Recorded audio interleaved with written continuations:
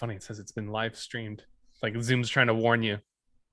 Alrighty, Rob Excellent. Hamilton, thanks so much. Good to meet you. Unfortunately, not in person, but I'd love to Trying to one warn day. you. I hear Alrighty, the man. echo. There you go. Yeah. I heard an echo in the background there. Yeah. So, man, what are you up to? I mean, can you tell me, my listeners, a little bit about your background before we talk? Start talking about your article, which I really love. It's so many aspects which you covered, which I think have been ignored, which touches upon a lot of facets that I talked about with Jeff Booth and others. So, Rob Hamilton, welcome to the show, and yeah, just Yeah, go ahead and tell me a little bit about yourself. happy to. Yeah, and just make sure I get. Is it pronounced Kevin? I want to make sure. Or No, it's Kevon? actually Kayvon. Like Kayvon. it's Okay, pronounced key to the van, but it's pronounced Kayvon. Kayvon. Okay, Kayvon not a problem. Davani. Yeah, Yeah, I yeah. mean we're gonna be Oh talking wow. for a bit. Want to use your name? Yeah. So yeah, Kayvon. So for me, I guess to talk about like in the big picture, my Bitcoin journey. I started following Bitcoin in like late 2013 or like 2014. It's a funny origin story where everyone has that, a friend that tells you about it and you kind of forget about it. And then like that was like probably in 2013, like beginning of 2013, and around like middle end of 2013 to 2014, I believe, if I have my timeline correctly, um, Dogecoin was around, and I started mining Dogecoin for as a joke on my desktop, right? Like, never really held onto those coins or anything. It was just kind of this funny thing. And it was this interesting idea of like a computer being able to generate value, right? Like the idea that I'm doing something in the digital world and it's having like this greater impact and consequence around me. And at the time, just having internet money, right? So I was living in New York City at the time, and I went to like find out like, oh, are there Bitcoin meetups? And I discovered there's this thing called BitDevs. BitDevs is like the predominant like Bitcoin developer meetup, and I went there, and there was probably maybe 40 people in the room, 30 people in the room, and everyone were like, they were all wizards. And I'm someone with a background, I got my degree in math and economics. I've always been good with computers but never actually wrote code. That's back then. Since then, I'm now, my background is a data scientist and a consultant. So Bitcoin's been part of that journey for me in learning how to program. But in 2014, I would go to like these meetings and I would just sit there and listen for 2 hours. The Socratic meetings are incredible. If you ever have an opportunity to go to a BitDevs, I highly recommend it. You usually have, two or three people leading a general discussion, and Socratic as in like the Socratic method, where there may be someone guiding the conversation, but there is no one running the meeting, right? Anyone can jump in, ask questions, have like break off discussions. Like it's a very open platform, very much mirrors kind of the philosophy behind Bitcoin itself, right? And I just started learning over time about Bitcoin, and just like you're like a sponge. And I think Marty Ben has said this, that you just go to a BitDevs, and even if you're not a programmer, you maybe pick up 5% of what you learn, but it's still an incredible knowledge transfer. So I started going to the BitDev meetups. I was, a kid recently out of college, working jobs. Actually, at the time, I was working at a company called Major League Gaming, which is like at the time was like the predominant like esports production company and like competitive platform in the United States. And I was the crazy guy running around the office with like, you know, 2 Bitcoin on my phone, right? Like $400 or $500, and being like, oh, here's like zero point 0.1 Bitcoin. Yeah, like, here, isn't it so cool? We're using digital money, right? Like I got so fascinated with the idea that I was locking in value in this digital form. So I actually had one friend reach out to me who didn't delete his wallet. So he basically got like, a couple $1,000. And because I was just sending Bitcoin to people, like showing them how cool it was. Anyway, so over time, kind of kept in touch with Bitcoin, working a day job, like living my life. And it was one of these things that I was always from the outside looking in, following Bitcoin. It was just something I'd always like, keep in touch on Twitter, or back in like 2015, 2016 on Reddit was usually like where the good discussion was. And just always kind of like, kept an eye on it, always found it interesting. It was actually what motivated me to learn how to program. In about a year and a half ago, I actually quit my job to go to Lambda school, and I basically did a 9-month full-time data science programming boot camp, where I basically from the ground up like really dove in and taught myself Python. And then I got hired back at my old job to be a consultant and a data scientist there. And yeah, so like, and that's just kind of like a quick peek background into my story, but and for general, for me, Bitcoin has just been this thing that it's over time just consuming more and more of my like my spare time capacity, right? Like I'm always listening to Bitcoin podcasts, I'm always keeping in touch on Bitcoin Twitter. And for me, it's just this, as everyone says, like it's a rabbit hole. You go deeper down and you get a deeper, more and larger of an appreciation. And for me, I was in Bitcoin Miami, which was like this incredible, like, like a emotional blow off top, right? In the sense that like this was like this, like finally, I hadn't been to a Bitcoin conference since 2014 because I just was always like Bitcoin was a part of my life, but it wasn't my life. So Yeah. I'd always be moving around, traveling. So That's yeah. good for you. You made it there because I couldn't. It just got a baby like yourself, and it's just Yeah. yeah. And then I mean European Union and Austria. I didn't want to hassle with all this bullshit with vaccinate whatever lockdown and quarantine and whatever. Yeah, I can only imagine, right? Like how much overhead it is for you to get there. Living in the States, and at the time, my wife was only, just 7 months pregnant, and she was very graceful in letting me make that trip down there. So, yeah, going to Miami was an incredible experience. Getting to meet a lot of people I have known and talked to for years. People I've had a lot of conversations with and read a lot of their work. Yeah, I came out of the conference just more recharged than ever about Bitcoin, and basically wondering like how do I want to start thinking of ways of contributing, giving back. And I think ultimately maybe I'm going to start trying to write some code and like trying to build some software that works in the space. But the first thing I just had on my mind was this article. And as one last closing thought, Clubhouse has been where I've spent a lot of time over the past 7-8 months just talking about Bitcoin. I'd read about Bitcoin for years, and never really had conversations about it, right? So it was a really great opportunity for me to talk about Bitcoin, which one built up my confidence even more so, but two allowed me to try and find ways to communicate new ideas I've had about Bitcoin, right? It's one thing to be reading and consuming, but when you're putting conversations and ideas out there, you get this good exchange back and forth, and it really starts to inform your own worldview, right? So part of like this creative process was also kicked off me wanting to write the article. Yeah, I just noticed a few days ago that for the first time, I'm able to open up Twitter Spaces, not Clubhouse, but Twitter Spaces. Sure. Yeah. So I think this is a really excellent tool just to, reach people spontaneously who are open-minded, who are interested, whatever, who have questions. And yeah, and back to your point, it's a never-ending rabbit hole. And what I was just going to say is that there's not like one eureka moment, like aha moment. It's like different layers, dimensions of comprehension processes, and and it all ties in again back, to what I originally wanted to talk to you about, the article, your excellent article. Yeah. But and the reason I loved your article, by the way, is because you started off, and it seemed to me what I interpreted it that way. The first paragraphs that I read, it's like, and this is my question to you: like, was there a moment when you said, "Okay, oh my God, I understand the essence and the simplicity and the huge potential behind and within Bitcoin"? What was it that really inspired you? Like everybody has got like a different objective, intention, vision, or imagination, or values underlying Bitcoin. Like what did you see when you for the first time said, oh my God, this is unstoppable, whatever, this is absolute scars, or Yeah, so I guess there's two questions there, right? Like there was what kind of prompted me to write the article, and what prompted me to like really build conviction in Bitcoin. Yeah, thank you. Yeah, so I think just the general Bitcoin story.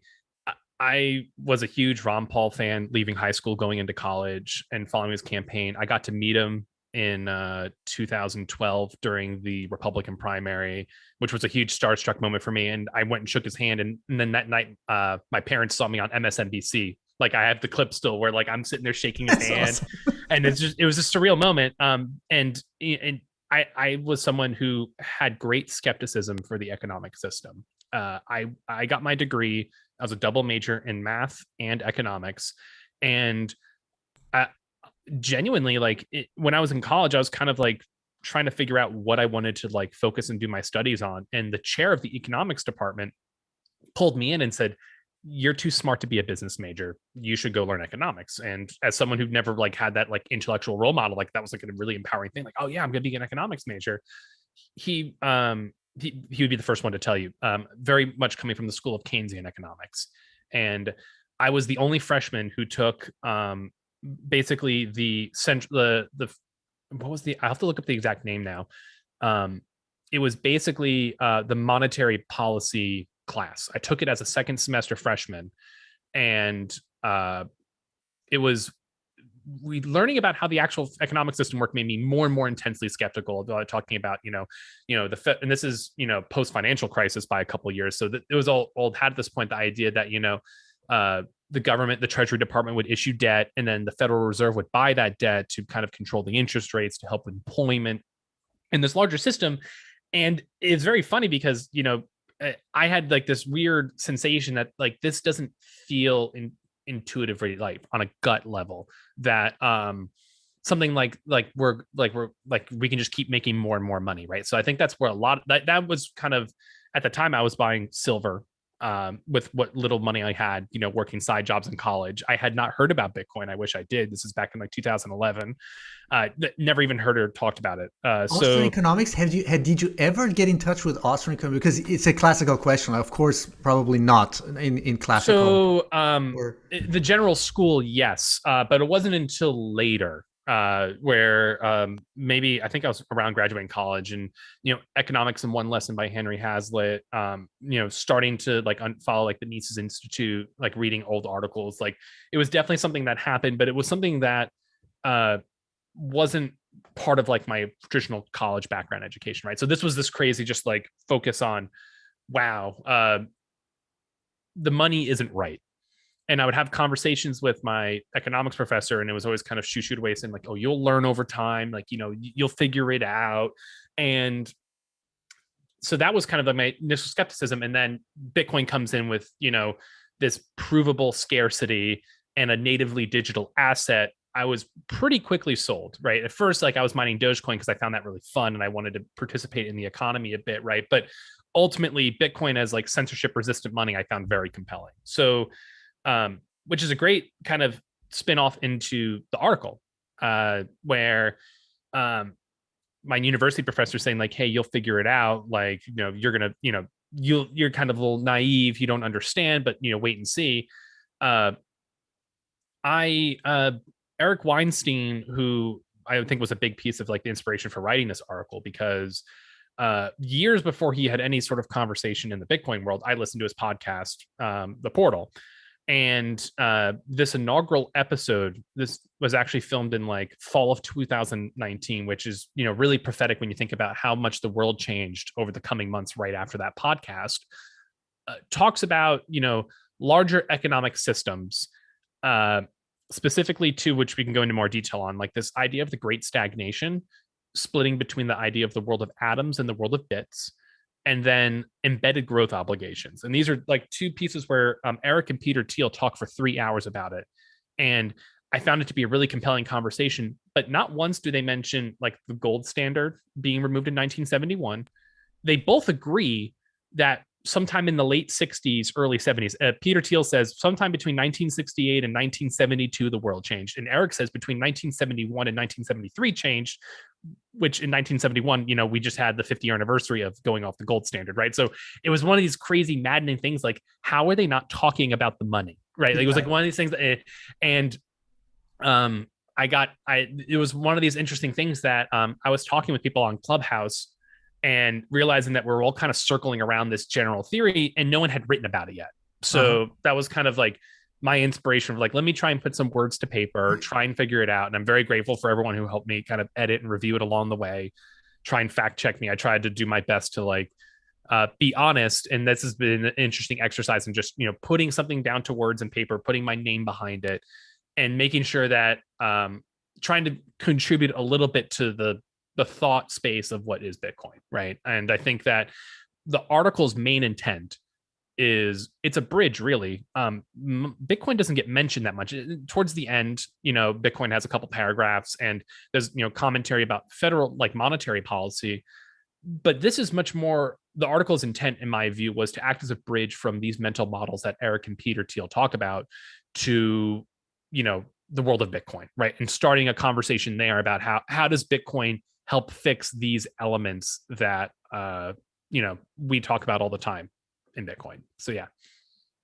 Yeah, and there's besides a great stagnation, this is comes, you mentioned that often, and then the other one is like I had to read it, to reread it so I can remember. It's like embedded growth obligation. Can you like explain, like, for Sure. the listeners, like what is it? What do you mean, like, or what? There's just so much word salad, produced by these. I'm sorry to say, but these people like full of vanity and egos, like Eric Weinstein and Nassim Taleb, and it's just a lot of word salad. Sometimes I'm just they are able somehow to analyze the symptoms, but they don't get to the core, as you said. They don't talk about money, the monetary structure.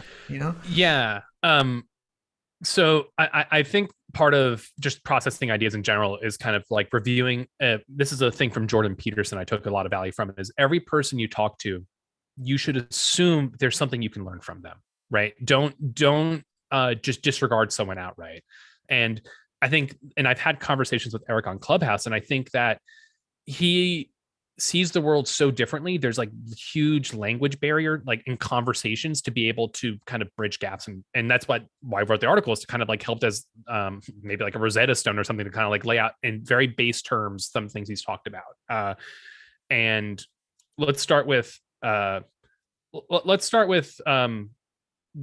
Great Stagnation, because I think it's a pretty straightforward one relative to the meat and potatoes of embedded growth obligations.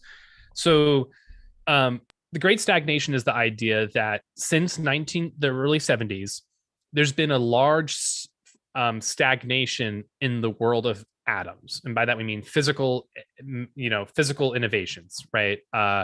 And most of our innovations since the early 70s have been in the world of bits with computers. Very cleanly, Peter Thiel describes it as, imagine you were living in the Star Trek universe, but they only built the computer, right? If you watch Star Trek, it's actually funny. Like you see, like the computer is actually somewhat antiquated to what our world of like what computers can do today, right? And the world of physical innovation, though, isn't there. There is no holodeck. There is no replicator. I had someone mention that like 3D printers are replicators, and it's more so that they wrote software that can automate the process of generating the physical atoms, right? It's not like there's like new material or some sort of great innovation in the world of like the physical generation of stuff. It's that we've gotten software to automate much of the physical production of stuff. And basically, like, there is no holodeck, there is no warp drive. The article that, in 1969, we went to the moon with the equivalent computing power of a graphing calculator in 1969. And today, like, there's a huge media fanfare because Jeff Bezos is able to shoot himself into space with like 5 million times more computing power and software assistance, right? And he didn't even get to the moon. He just did low Earth orbit. And it's this general like question of like, where did like our ambition go, right? Like where is the new frontier to where we're not actually kind of breaking and fundamentally flipping the table over and reinventing societies? Eric phrases it this way, which I think is another funny, like, I think it's a very powerful way to like break it down, is that if you walk into a room right now that you're in, or just like the room you're sitting in right now, right? And you removed all of the computer screens, beyond aesthetic taste, right? And like fashion, what's different between a room today and a room in like the 70s? Right, 50 years. Whereas if you went between a room between the 1970s and like the 1920s, the whole world has changed, right? And the 20s to like the 1870s would be like, the world of like you can see these leapfrog generational hops, but there hasn't been that recently. So that's the idea of the Great Stagnation. Yeah, thank you for that question, because I didn't want to interrupt you, but I just wanted to say it's a please do interrupt me. I don't want to. You know why? Because I always tell people, why don't we ask ourselves, in the last 100 years, why hasn't there been, besides the digital realm, the digital computer, whatever, AI, why hasn't there been any kind of advance innovation. I mean, I think Safeda Namous and some other people, Jeff Booth, they talk about this, but and they touch upon it. But I think we should really go deeper into these kind of discussions, and I'm hoping for that. This is why I really want to talk to you about this. Like, why haven't we had like really zero, as Peter Thiel calls it, 0 to 1 technological innovations in the energy sector, in transportation, in propulsion systems, in any other thing that is useful for our civilization and Yeah. I was going to talk about the military industrial complex, where there's a lot of compartmentalized technologies, even in the propulsion systems. But let's just go step by step. Yeah. So I think it's a great question, right? I've actually had a couple of people reach out to me with counter narratives that we aren't in a great stagnation. I need to go read like what they were sending me. So I want to, that this is not, there is contention in this thesis, right? I just want to put that out there. But I think there's so Moore's law, I think, is an integral part to this. And for Moore's law, for the audience who may not know, is the idea that since computer chips were productionalized, you've had every 18 months the doubling in the number of transistors that can fit on a microchip, like the chip density, right? And that's a exponential function, right? If you're doubling every 18 months, like that's not a straight line. Like if you're familiar with Bitcoin, right? It's a parabolic curve up. So what that I think means is that it's such a ripe open field of growth, which this goes into embedded growth obligations, which I'll touch on in a moment. But the capital incentives is if you're able to basically double every 18 months, you're going to pull more capital there, not just investment capital, but you're also going to get people who decide not to be chemists or physicists, right? They're going to go be a software engineer at Google. And I make this point in the article that Moore's law has basically acted as like a brain drain out of the world of atoms, where why would you like toil in a lab for 30 years if you don't see an immediate like return on your investment, whereas like you can go work at any sort of like technology company or ad company, and you can get paid a lot of money to increase click rates by like 1/10%, right? And if like all of the capital and attention is here, and all of like the seeming innovation is going on over here, you're gonna you're not going to be able to get that innovation. I think like back in the 70s, when kids asked what they wanted to be when they grow up, it was, I want to be an astronaut, right? Or fireman. Like, those things are still around. But like now today, it's like, I want to be a YouTube star, right? Like that's what like kids, if you ask them today, what do they want to be when they grow up? Like the whole like mind space and attention is pulled away from all of this. And I think there's this interesting dynamic where Moore's law, I think, is starting to hit a wall a bit, right? And I bring this into the world of Bitcoin miners specifically because that's something that I think casually people in the Bitcoin space would know, is that like an S9 miner, which was from 2017, and I have my article up right here, so I'm just gonna read it. It uses 90 watts to generate 1 terahash a second, and the S19J, which came out in August of last year, generates specifically. Sorry, I'm looking right here. 30 watts to generate 1 terahash, right? So over 3.5 years, you basically had this, 66%, increase in efficiency of energy into computing. So this is just like just on its face, like you can see the world of like it's doing like this like crazy growth rate. But I think that this is a common thought among people in Bitcoin mining, is that you're not going to keep seeing these parabolic jump ups in computing efficiency with miners. Like if you have a miner today, it's much more likely going to be available for the next 10 years efficiently on the network, where like the S9 is kind of still profitable 3.5 years ago, but if I pulled a miner from 6-7 years ago, those are no longer energy efficient enough to be able to do the mining, right? So the new hardware kind of crowds out the old hardware for computational efficiency. So I use that as just an example, but it can't go on forever. And that's ultimately where I think there's this interesting conundrum where if we're not going to keep on seeing every 18 months a doubling of computing power, what do we do as a society, and like kind of how are resources allocated, and how do we figure out like what to do with ourselves to keep an honest growth system going forward? Okay, do you see, so let me just clarify with you. Do you see like a point in the technological process or progress where there's a sort of a limit where we can't just go beyond that point, or does it have to be like into a different dimension of 0 to 1 technological innovation in order to move forward and have exponential growth? Is that like what Yeah. are your So solutions? we're hitting the physical limitations right now with the size of the transistors. Where I think we're in the 5 to 7 nanometer range right now. Uh, if you start getting closer, you actually start hitting like quantum issues where electrons Yeah. hop between circuits, which actually start, reducing your reliability. Quantum computing is this thing that's on the horizon, maybe 20, 30 years from now. We don't know when, but you're going to require like this, like general step function. I would also say though that like if the world of atoms is kind of stagnated, maybe it's time to go back to that and kind of find the lowest hanging fruit there. I think it's from it Thiel describes it almost like an orchard, right? Like you find all the low hanging fruit. We got electricity, we got the combustible engine, we get these easy low hanging things, and all of a sudden computers come around, and that's the new low hanging fruit. So all of the attention goes there. But what happens when all of the fruit in the orchard are way too high up? So you need to kind of like find a new breakthrough innovation to go to that next level of like yielding like some productive assets. And I think Bitcoin ultimately, I think, is going to have a key part in this in the longer, multi-decade horizon. Okay, so what you're saying is that, I mean, the way I understand it is that, there's still somehow in the processing of information, right?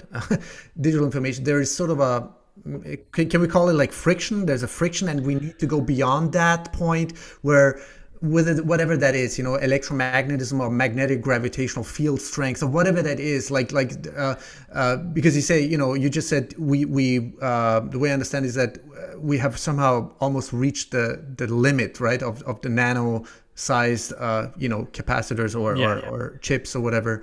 So, and when we talk about quantum, what does it mean? Like we need to go like beyond this, like subatomic, subnuclear, energy level information carrier. Sure. Yeah. So I mean, to maybe like wrap a point on it, I'm not a physicist by trade by any means, right? But conceptually, like you have this thing with computers today where you have the fundamental building block are zeros and ones, right?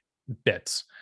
Um, the idea ultimately is that you're able to use um, properties in quantum physics of a 0 1 and somewhat of an in between. So you have a different base level building block to build the rest of the computing infrastructure on top of. Uh, that would be kind of like the idea of like the new frontier and horizon.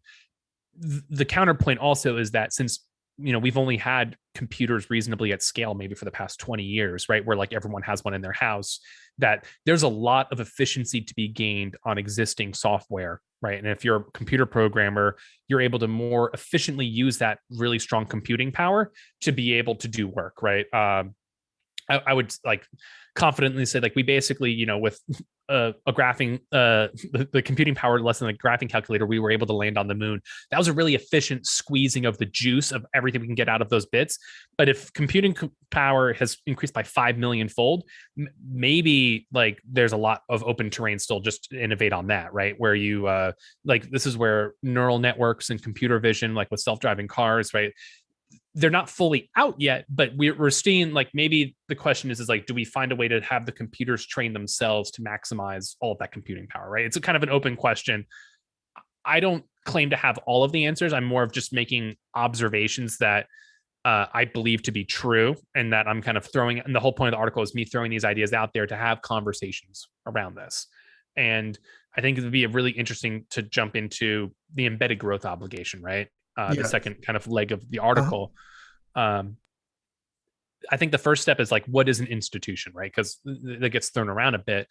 And ultimately, I just break it down to like Edmund Burke is like one of the he's was a Scottish philosopher who kind of maybe one of the founding fathers of modern conservatism as a movement, talks about like institutional forces in society. And I think just to break it down very simply, um, any kind of group and interaction of people coming together into a group can be viewed as an institution, right? That could be a small business, that could be your local school, your parent teachers conference, like the parent teachers association, your church is an institution, right? Like these are all just kind of these your little league team, right? If you go, like you have kids and you go to like a baseball game, or you're going to like a football game, uh you have these like little building blocks of society, right? These different arms and pieces that do different things. Nonprofit organizations as well, right? There The idea though is that institutions can be healthy as long as there's growth to be had. And if you look at overall, like in the United States since its founding, there was Manifest Destiny going from coast to coast. There was the Industrial Revolution, which brought all this new brand new innovation. Then you had the tech boom of the 90s. In general, like there's always been this sense of like we can grow more. The question though is that when growth stops, how do our institutions kind of manage and handle that? And just to kind of explain this in a straightforward way, let's take you have a college university, right? Because the university also is an institution. If you were to look at it and say, I am a professor and I have 10 grad students, they all, want to become professors in their own right. So what happens now? You've gone from one professor to 10 grad students. All of those, grad students become professors. They each need 10 students to be able to, have their own professorship, right? And have their own schools and funding and whatnot. You can see quickly, like it is like a direct resembling of like a Ponzi scheme, like a pyramid scheme, where you can't do that forever, right? Not everyone is going to be able to provide that path. And when the growth stops, you kind of question, like, how do the incentives change around people to be able to say, like to kind of keep the game going, right? So an example of this would be like the student loan program in the United States. You can't discharge that debt. You're given you're giving free money from the government, right, at a very low interest rate to saddle you up with very large capital investments to go become, to keep this going. Because otherwise, if there wasn't this large subsidy to education, the amount of people who go into college would have stopped a long time ago, right? But if you have this cultural social pressure along with the financial incentives to be able to just lever up a bunch of debt and go to a university. And I think this is a perfect example of like how an embedded growth obligation from a society at large kind of operates, right? It's not that there's one person like twirling their mustache somewhere like, oh, I'm going to bankrupt the youth of the nation. It's just that you have these people jockeying together to try and keep the game going. And it's parasitic and sociopathic ultimately, right? Because now education isn't actually about like the sense of enlightenment. It's about like, how do we get more money into our school, right? Like the incentives actually corrupt and fold in on themselves. And it's not just universities, right? You can look at, and we can talk about a bunch of them too. I make a couple observations in the article, but it's this idea that there's this implicit idea that we need to keep on growing, get growing, or die trying, right? And it's something that has very deleterious effects on society at large. Yeah, and we could talk about actually about every structure. I mean, the structures or the institutions I want to talk about is also, the central banking structures, in collusion with the government. I mean, Yep. and the thing is, when people like brilliant, super intelligent people like Jordan Peterson, as you mentioned, Dr. Jordan Peterson or others, talk about this or analyze the symptoms or the problems we have in a society I'm not sure whether these people like Jordan Peterson, with whom I totally respect, really understand or comprehend, the deep corruptionness, the deep corruption that runs within these institutions. I mean, it's beyond corruption. It's so deeply corrupted. It invites actually for corruption. So I think it's a deeply structural problem we have with it, it's the universities or the governmental institutions or the non-governmental or the bureaucratic institutions, technocratic, the banking institutions. It's all deeply, or even the scientific institutions, as we can witness now with all this COVID madness and insanity is going on. Yeah, so Dr. Peterson talks about this. And this actually is where Bitcoiners come in, is that you have the tyrannical element of a patriarchy, like a structure of society, right, at large. And the purifying element are individuals who can step outside of corrupt hierarchies and speak truth to be able to communicate like that information and value to start trying to revivify and restore the structures into a more honest order, right? I think that I want to get to to really drive it home for the corrupt institutions. I think the Federal Reserve, as someone who loves Bitcoin, is probably one of the chief institutions. I think that I actually call him in the article the chief growth officer of the country, right? Because it's not to say that like everything since 1971 has been a lie, right? It's not like there hasn't been anything going on. Like as we talk about, the world of bits has massively shot through the roof and it has fundamentally transformed our lives. And there's been a lot of honest growth that's come out of that. But what about dishonest growth, right? Because I don't think like all growth is equal to each other. And I go into the conversation about how the Federal Reserve fundamentally alters the contract between the present and the future, as well as with monkeying of interest rates, increasing the window of debt instruments, and providing artificial growth. So just to quickly break that down, prior to 1977, there were not 30-year bonds in the United States. Government issued 30-year bonds. And it was 25 years between 1973 and 1977. And before that, and I've been looking around, I haven't found, contrary otherwise, I found on the US Treasury website this kind of timeline, which I thought was crazy. Up before then, before 1973, all government bonds were 10-year bonds, right? And at a 10-year bond, you as a politician, you're going to have some sort of accountability. You're probably going to be in office in 10 years, right? In a general sense, you're going to be, you or at least directly your party is going to be very tightly held accountable to actions you take over the next 10 years. With a 30-year bond, though, with the Federal Reserve artificially suppressing interest rates, you've created this like kicking the can dynamic that you can print 30-year, like you can issue 30-year bonds today. The U.S. government buys up the 30-year bonds, like Lynn Alden calls it, like a chef, a restaurant whose main leading customer is the chef of the restaurant. It doesn't make economic sense. And you're ultimately having is like this perpetual can kicking. And this is where so much malinvestment and poor incentives are happening, because the lower an interest rate is in general, the less opportunity cost there is, and the less you are penalized for poor capital allocation into the future. If you're holding you buy a 30-year bond today, and you're going to get 1.7. I don't know what the exact 30-year interest rate is at the moment, right? But like, sub 3%. You only have to be able to beat like a 2-3% return to be able to like have a good return on investment compared to the U.S. Treasury rate.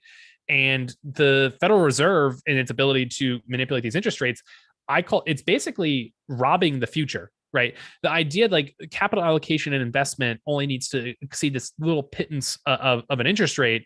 You're doing it in a way where it's an intergenerational theft. You're taking a lot of growth has come from issuing government debt, right, to inject spending into the economy, which has resulted in I would say many, many forms of malinvestment, which we could talk about. But fundamentally, there's nothing being left for the future, right? If interest rates were 15, 17% like they were in the early 70s, you wouldn't be able to just print off a bunch of money. There would have to be serious considerations of, am I better off saving money for tomorrow, right? And I think that's a really valuable idea, the idea that I can defer gratification.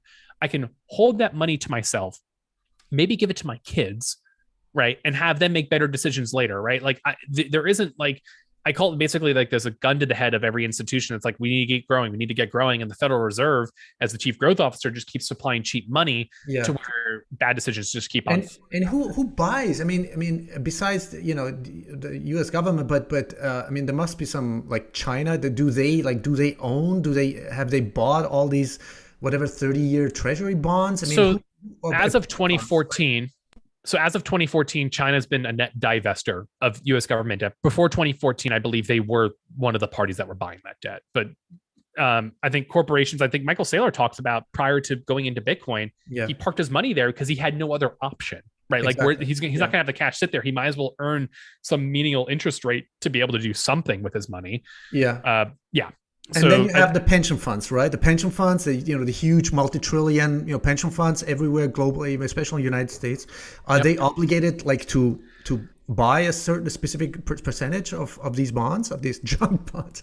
Yeah, so there are structural mandates that they have to allocate a certain money to bonds. And this is what the problem is that another, like, not only do you have the government like buying a bunch of this debt, I think further suppressing the interest rates, but if everyone's kind of, I'm just trying to think through how I want to say this, right? Is that like if everyone's compelled and mandated, as more people buy a bond, the interest rate goes down, right? Because the interest rate is kind of the price on money into the future. And if you have more people demanding that asset, the interest rate goes down because you're, if me as the bond issuer, I don't need to pay you as much if there's a bunch of people behind you that are willing to buy that bond. Yeah, so this is where I think like with embedded growth obligations, I talk about the company IBM, right? They allocated $203 billion in stock buybacks between 1995 and 2020. The current market cap of IBM is only $128 billion. You have to wonder, like, this is talking about like kind of a prisoner's dilemma that develops in an institution. And I used to work at IBM. I love the team that I worked on, and we were very productive, and we did really great work. And I learned a lot from being there. But it's a company with 300,000 employees, right? So like you have a tight crew, then you do great work, and I would say we, did innovations and built great things while we were there. But at the end of the day, like this larger company, executives, this is a perfect example of an embedded growth obligation turning parasitic. You could allocate that capital, all of those free cash flows that IBM is generating, into moonshot projects into the future, which is kind of what Google does. Google, like, they're a cash cow that makes money off ads, and they throw it all into like, well, let's do self-driving cars, like let's do AI, like they're doing like with Go and like all of these different projects. And and what's beautiful about that is that they throw money into things that they never see a payoff on, or maybe it's like a 15-20 year investment, right, to actually get a return on it. The other side of that story is IBM, where the executive team gets compensated based on like stock options. And if you have free cash flows kicking off, the easiest way to raise your stock, like immediately, like today, to increase your stock price, which will in fact just increase your compensation, is to buy back your own stock, right? Yeah. And that's where you get to the situation but it used where to be, Robert, I mean, it used to be like prohibited, right? Wasn't it like before Reagan or something like that? The stock buybacks, weren't there like, I mean, was it it got sort of legalized with? Yes. So I believe I can't speak to the details, so I don't want to say anything affirmatively here, but I believe there was restructuring in securities law. I mean, legalized manipulation. Well, that's what it is, right? It's like, basically, if you're doing a stock buyback, you're just telling all of your shareholders, hey, we have no better use for this money, right? And we don't want it to sit on the balance sheet, right? So we're just going to kind of throw it into buying back our own stock. And I think that's somewhat tragic, but it's also playing to the short-term incentives, right? Me as a former, like at the time, how am I supposed to communicate up to my boss who has 6 bosses between them and the top of like the CEO of the company, because it's a massive, hundreds of thousand person employed company? How am I supposed to say like, hey, I don't think our company is allocating resource and capital correctly, right? Because like, what are you going to do? Like, they're going to go to their boss, and their boss is going to say, that's not your problem. You go work on what is in your remit, and don't worry about it. Because this is the prisoner's dilemma of it, is that within the institution, everyone has to kind of buy into the lie, right? Because you don't want to be the skunk at the garden party, trying to like, be like, oh wow, why are we destroying billions of dollars in capital? Like, why are we like not like doing moonshot project? Like, it basically, what you'll get told is like, that's not your concern. You worry about what's your problem, and like, keep your head down and keep on working, because you're also rocking the boat for the whole org chain between you and the top, and kicking dirt around. Like, it's not a way to make friends and allies within an institution. But individuals are, as I mentioned before, are this force that, if you're not reliant on the institution, you can actually speak that truth, right? You don't participate in the lie anymore. And I think that's what like Bitcoin in general is, this really powerful force, is that you have people that for years kind of like on the fringe, as number goes up over time, they're going to be able to start build their own institutions, right? And they're going to be able to start checking these like macro forces at large, whether it's the Federal Reserve, universities. Like, I personally think I'm probably going to be homeschooling my kids. Like, I'm not going to take them, to public school. Yeah, but like, totally. But this is and like Daniel Prince talks about this, like that was a huge motivating force for him. like it's one of these things that like you start observing corrupt institutions at large. And as an individual, this is another like Jordan Peterson thing, is like clean your room, right? Like worry about things that are directly in your control and that you have agency to be able to influence. And you're able to bring about a better world when you focus on that. And I think that's what Bitcoin is. It's this localizing force of, rather you basically can opt out of the fraudulent game being played at large in society. And you're able to store your wealth in something that has meaningful value, that will accrue value over time. And you're able to, weather the storm. It's the arc that the incoming flood that's coming. It's the arc that you can build for you and your family to be able to seek refuge and fight another day. Yeah, and you touch upon something really important about localism and regionalism, and going back to individual action, human action, as I would also call it, or Austrian economists also call it. I think. Do you see this process taking place where there's more and more like really powerful localized or regional empowerment economies scaling up? Would it be, it could be in a state of the United States, it could be in Texas, it could be in Wyoming, and then eventually it will just spread out like a virus, like a positive virus. And because we are living in crazy times where we're witnessing and experiencing like coercion, aggression, oppression globally. I mean, on every government, whether it's Australia or the Western countries or Asian countries or European Union, it's everywhere the same thing. So do you see, like, if we zoom out a little bit, like where do you see, when you connect this all these mind-boggling problems we have, with centralization, with coercion, with aggression, with theft, with systemic theft going on, do you see eventually, are you that optimistic that it will eventually make these old structures obsolete? Yes. So I am an optimist. I think Bitcoin's made me more of an optimist. NVK calls it deterministic optimism. Bitcoin is deterministic optimism, which I love. And you can feel it around in society right now in general, like in younger generations, like there's this extreme nihilism that's just all consuming, right? It's like, especially like for like younger people who've had their lives turned upside down in the past, year and a half with COVID, it's this kind of like overhanging cloud that everyone just feels like a lot of angst and like, tensions.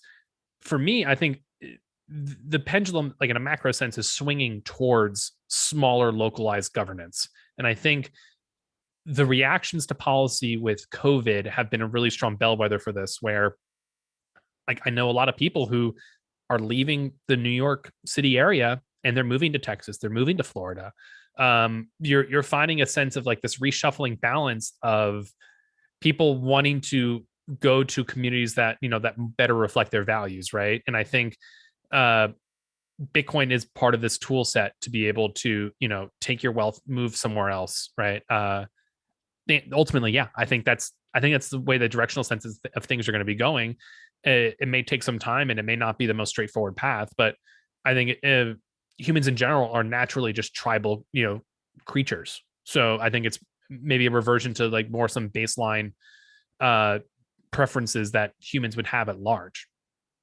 Yeah, it's when we observe what's going on, I mean, it does seem that we Bitcoins or whatever, the critical thinkers, the open mind was the ones who really want to transform and change these structures, that we are in a really small minority. And it's always been like that. It's like a small critical mass, or critical minority that has really pushed society or humanity or civilization forward.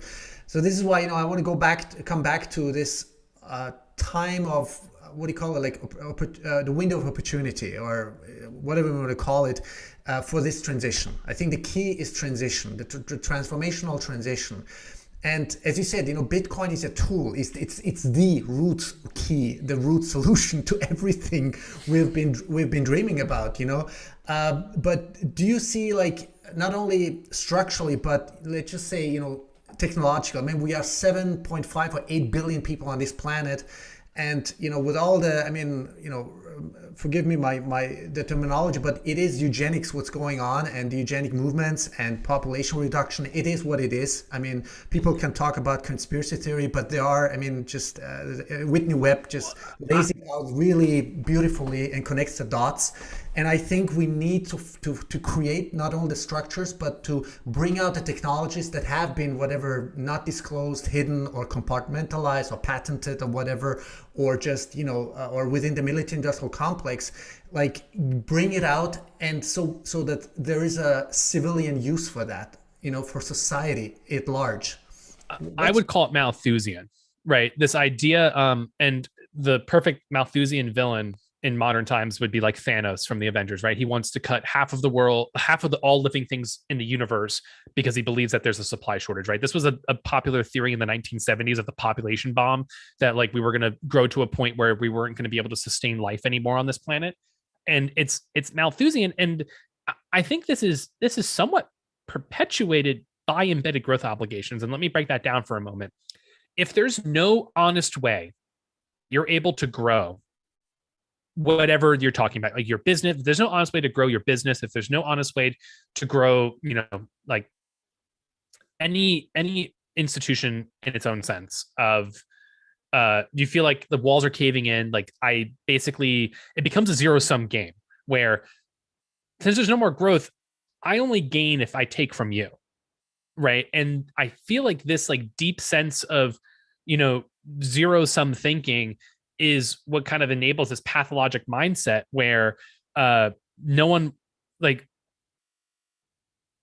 I'm just thinking through this. Yeah. So like you have this sense where everyone has to cheat and lie to each other to be able to get ahead. Right. And it's very, I think, and not in a literal sense to your own soul, it deforms it. And I think it's this very corrupting agent that makes you feel like, you need to go out and get yours and damn everyone else. And this is what I think about with Bitcoin, is that Bitcoin provides an honest means for growth, where growth can no longer be gamed. It has to be earned in a free market transaction. Right. And I think the money is a huge part of this, right? Is like, why, if 30, and I talk about this like with experts within institutions, like economists tell you that like, the inflation like year over year is 5%.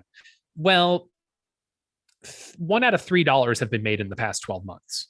And I'm told, because, of hedonistic adjustments and the price basket and all of these different elements, it's more of a 5%. And it's like, well, it sounds like there's a lot of gaming and card shuffling, and kind of like obfuscation going on there. I want to go to the raw empirical fact that we can all agree on. $1 out of $3 were made since the start of 2020. I've been saying that point for the past year or so now. So I used to say in the past year, but since March of 2020, and $3 out of $4 have been made since 2008 in the financial crisis. That's right? Mind-boggling. Yeah. This is absolutely insane. And insane. People, you look at the M2 money supply, like this isn't an opinion.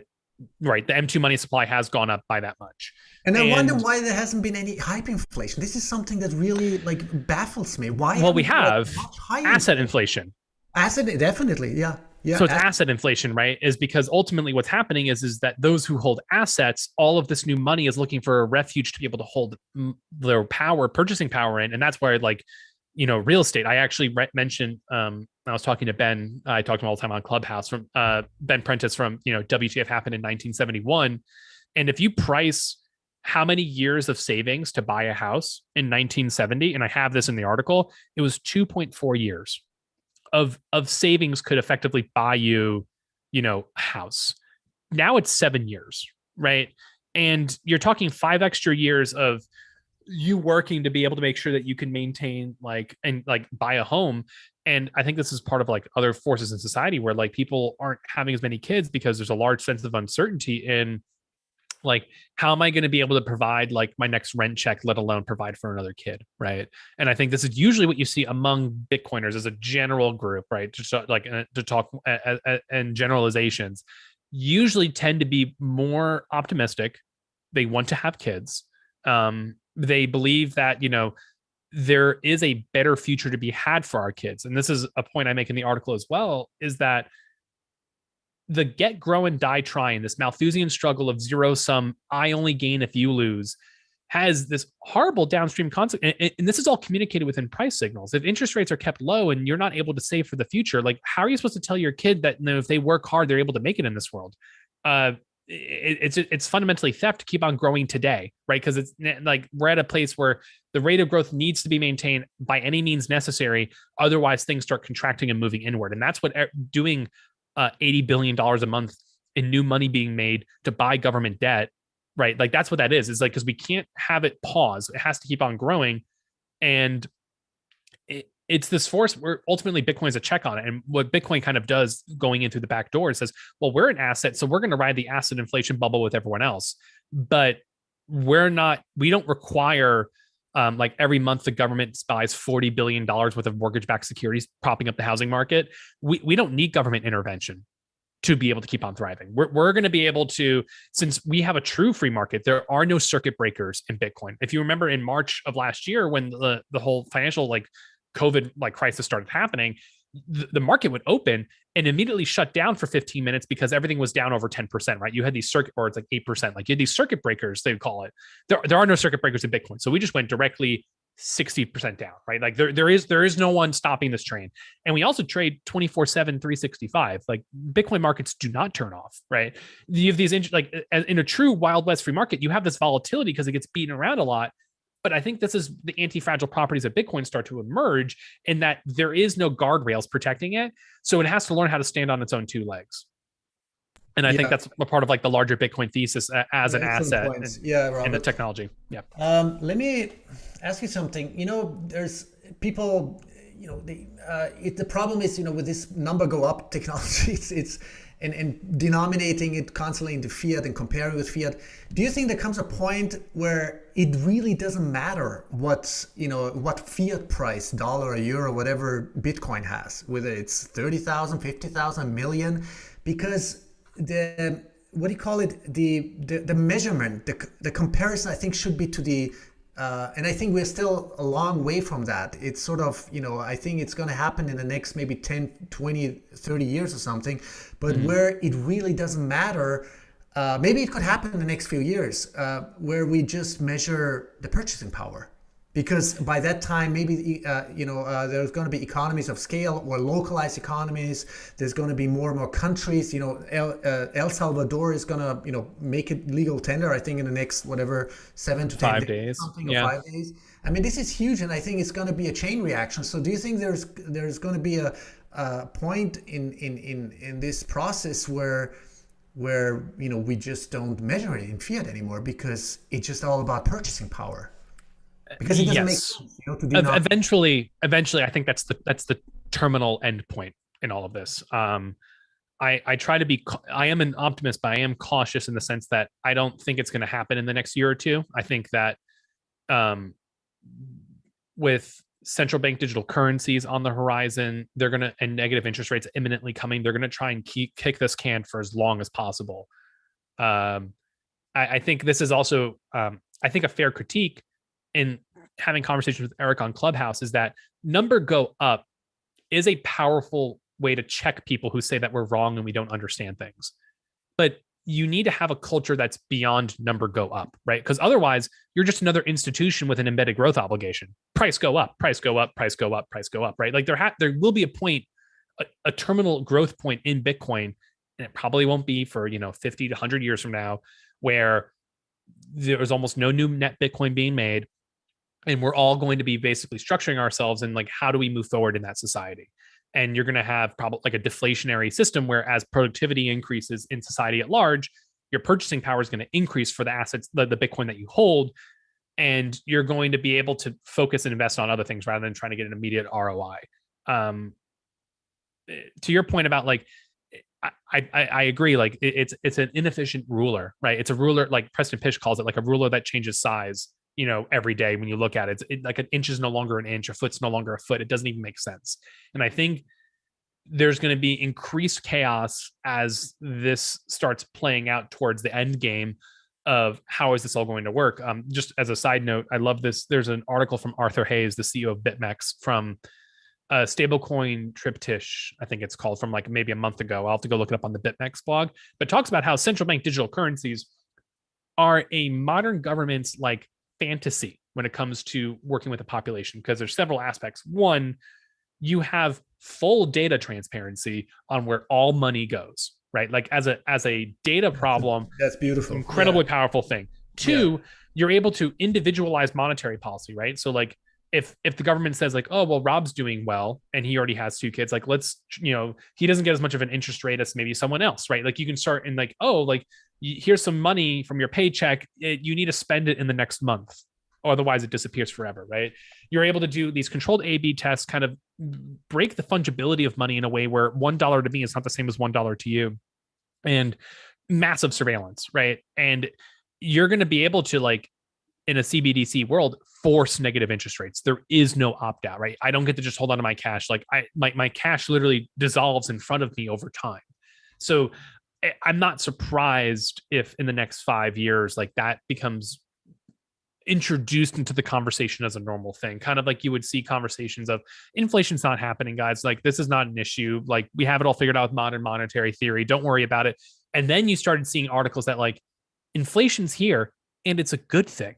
You know what I mean? Like you flip the perspective all of a sudden when you start realizing like there's been a narrative shift, as Michael Malice calls it, like the cathedral, like the sense-making institutions that we have, like the media, start being like, there is no, guys are conspiracy theorists. There is no inflation. It's only 2%. It's only 2%. Oh, actually inflation's here and it's great. Like you want inflation. And I think this is like cynically, like you can look at it and be like, well, you're just a liar. Like that's not actually true.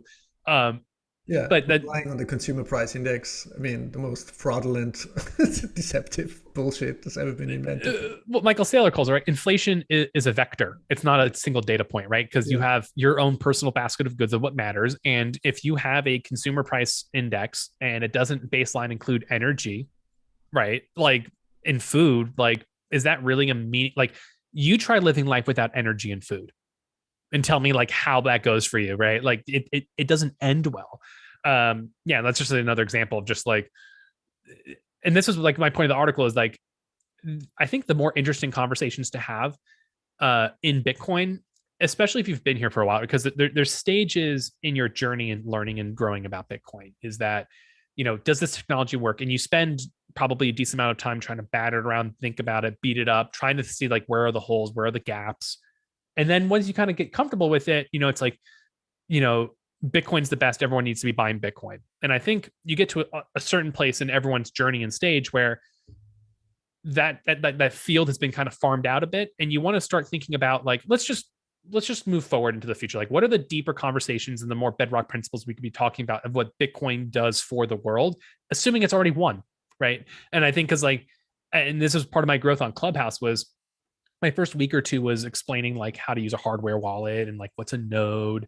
And over time, you go into this phase where like someone shows up and they're shilling some other coin and you start talking about like digital scarcity, like decentralization. You start going down this rabbit hole, threat modeling.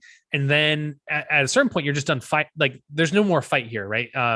And that's why I think it's funny on Bitcoin Clubhouse, there's maybe a couple dozen of us that are in rooms. There is no other coin community on Clubhouse. And like, not in a real meaningful presence, not people that we don't like kind of tease and clown on. And we get into conversations, like you have a long dialogue with you and I are right now, Kayvon. Like what I love about like the audio element is that you get to push around ideas more and you get to see like, what are people standing on as their first principles of what they're kind of thinking and negotiating through.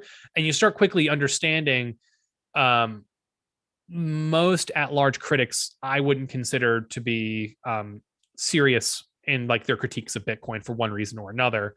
So you kind of just like, it's not an efficient time to spend your energy. Like that Satoshi quote, like if if you don't get it, I don't have time to explain it to you, which I think is a key bridge of if someone in good faith is asking questions, if they genuinely do not know, and they're genuinely new to this, I spend hours a week talking to people about it, right? But you get to a point where for most people, especially when it comes to family, friends, and people who you would, expect because they're so intellectual, but you get disappointed every time. It's like I hear this all the time. Like people like are so depressed because of their environment. The family, the friends, they don't listen. They, you can just plant a seed and see what happens next year in or 2 or 3 years. They'll, just wake up like Neo out of the matrix.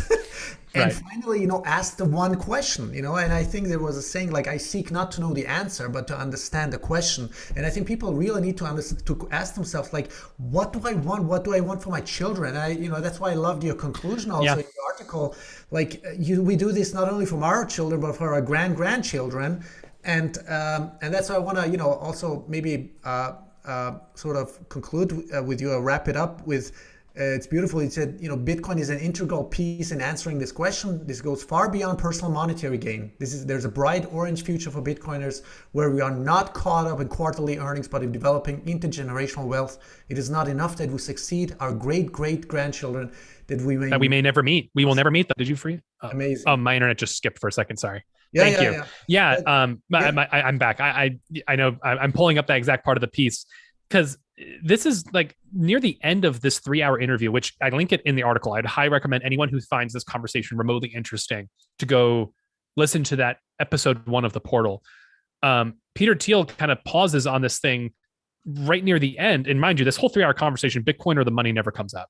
And he says, one of the challenges, and we should not understate how big it is in resetting science and technology in the 21st century, is how do we tell a story that motivates sacrifice, incredible hard work, and deferred gratification to the future that is not intrinsically violent? And you hear that, and that's Bitcoin, right? He's so sharp-minded, but he gets it. He totally gets it, Peter Thiel. But I don't know. It just, he's a big investor in Bitcoin. He actually called himself Bitcoin maximalist, didn't he? Like, yes, in connection with China, whatever, national security. And he said that he had this really funny point of basically that, FANG stocks were like one of the best performing assets over the past, 15 years. And it was because Jim Cramer came up with an acronym one night on Mad Money, and that many hedge funds were too proud of themselves to follow that investment thesis because it was so dumb. And his point was that for the next 10 years, Bitcoin is going to be that asset, right? Because he is a Bitcoiner, right? Yeah. And he's like, Bitcoin will be that asset that's going to outperform most things in the next 10 years because it's going to be just so silly that people aren't going to want to make that allocation. Uh-huh. Which I totally agree with. And this was something that I think, I have 2 kids under 2 years old now, and this is something that starts really crystallizing into your, like, to the quote that from the end of the article you read is that it's not enough that I succeed. Like, it really needs to be this true success has to necessarily be defined that, and Jordan Peterson talks about this, like in a game of whatever you're playing, like an evolved game, it has to be one that's iterative, right? You're able to keep going back and playing that same game. And this is evidently not sustainable. The way our society is structured right now is not sustainable because it's reliant on this continual can kicking. And for me, success is that my great grandchildren that I will never meet have to be able to also succeed in the society that we're working to build. Otherwise, it's a fleeting sensation of victory, and it doesn't matter. And I don't want to condemn my kids, my kids' to a worse future than what I have. I want, like, it's perspective shift you have once you have a kid. And I've had this conversation with people that I know is that, yes, I will still be doing things, being productive in life. I'll still be trying and working hard. It's not about me anymore, though. It's about my kids. Like all of the energy and focus now is how do I structure and set them up so that when they go off into the world, 17, 18 years from now, how are they going to be able to be best armed to be their best selves, right? And I think this is something that's fundamentally missing in a lot of society is that it's all about what's happening today. And the nihilism, I think, is accompanied by this, is that people don't see a better future for tomorrow. And I think it's this like very sad force, which I very much understand and empathize with, right? Yeah. Like, I'm not saying that it's not feeling it wouldn't be unwarranted, but you have to kind of break through that struggle and go forward. And that's why I think that Bitcoin is such a key piece in being able to act as a savings technology, right? To be able to break through the short-term chaos, like the short-term nihilism and chaos, into something that's going to be a better guaranteed future for tomorrow. Yeah. And Robert, I mean, you hear that probably from a lot of Bitcoiners, if it wasn't for Bitcoin, if Bitcoin didn't exist, I mean, we would, I think I would be totally depressed because I share the same sentiments and feelings, and you speak from, like out of my heart and soul. Like we have a 7-month-old baby girl, and it's like, what kind of world is she gonna grow up in? You know, with everything that's going on around, it's like it's preoccupying my mind, like consciously in my dreams even. I mean, it's you know, it's the whole focus is on the child. You know, it's you know, your soul connection, your love, your everything. You know, your hope, your desires, your future, your evolution. Absolutely. So Robert, yeah, I mean, are there any final thoughts or anything you want to mention? Like, where can people find you, or anything? Any final thoughts you want to share? Yeah. I mean, I could be found on Twitter at ROB, the number one HAM, Rob One Ham. I would, if this conversation interested you, I would go to Bitcoin Magazine. The name of the article is "Why Has the Physical World Not Progressed Like the Digital?" I think that fundamentally, thank you, Kayvon, for having me on. I enjoyed the conversation, and I would encourage everyone to just start thinking about spending some of their time thinking about what do they want, their next, 20, 30 years looking like, and how do you as an individual help break the cycle in a way to be able to provide a better future for you and your family. That I think it's where I spend a lot of my time and thought and energy. And I think the open question to have is how do Bitcoiners build institutions, or maybe revivify the existing ones in a way that we can break the cycle and kind of bring that bright orange future that I mentioned in the article to everyone around us, and being able to make the world a better place one step at a time, one block at a time. Yeah, no, Robert, really appreciate your sharing your knowledge and your ethos. And I mean, from my perspective, I think there are really few people in the Bitcoin space. There are more than enough, but there are few people who understand it, like not only within its essence, but also holistically. As I have no better word for that. Like why are we doing this at the end of the day? What is it for? What are we desiring? What are we striving for? What's the ultimate goal? Here. Yeah. Yeah. So Robert, thank you so much, and I'll put everything in the show notes, and hopefully talk to you soon. Maybe I was thinking even together with Jeff Booth, that would be the perfect combination, you and Jeff Booth. Yeah, wow. I'm just a humble Twitter pleb. I'm not worthy of being in the same room but we need with more Jeff of Booth. You, Robert. We need more of you. Okay, Robert. Thank you so much, and I'll talk to you soon. Okay, have a great Sunday. Excellent. Yeah. Bye bye. You too. Take care. Bye bye.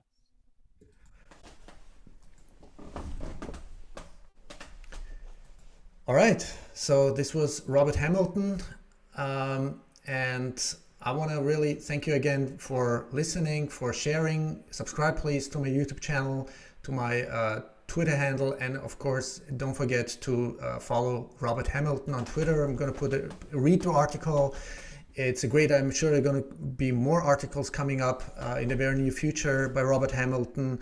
And yeah, and I think we all need, to start with ourselves, take the initiative, plant the seeds, because we can't force it upon whatever people we know, friends, families, neighbors, relatives, or whatever. We can just plant the seed, give them whatever, from whatever perspective and angle, information, inspirations, ideas, from your heart, from your soul, from your intellect, from your mind, from your vision.